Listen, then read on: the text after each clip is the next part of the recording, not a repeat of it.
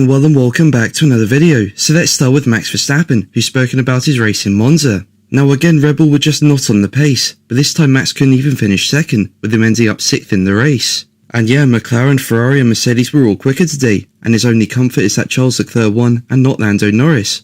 Although that doesn't take away from the fact that Drivers' Championship is coming down and down, and one of the next two races is Singapore, a track which Red Bull were nowhere at last year when they were completely dominant, so they need a solution really quickly now. And speaking about it, Verstappen told Sky F1, if we don't change anything on the car, it's all going to be bad from now to the end of the season. We have a lot of work to do. So yeah, Red Bull are under a lot of pressure right now, I'd say. But another driver under pressure is Kevin Magnussen. Now he had a collision with Pierre Gasly during the Italian Grand Prix, and Magnussen was blamed for the incident. The stewards in a statement where Magnussen in his car 20 said, on the approach to turn 4, car 20 attempted to overtake car 10 on the inside. While car 20 had its front axle past the mirror of car 10, the driving standards guidelines specify that an overtaking car has to be driven in a safe and controlled manner throughout the manoeuvre. But the stewards determined that this was not the case for Magnussen, and hence the driver was to blame for the collision. In turn, he got a 10-second penalty and 2 penalty points. Now this means he's hit the 12 penalty point threshold on his super license within a year, which is set to trigger a race ban for the next race in Azerbaijan. 3 of these points came from the Saudi Arabian Grand Prix, another 2 came from China,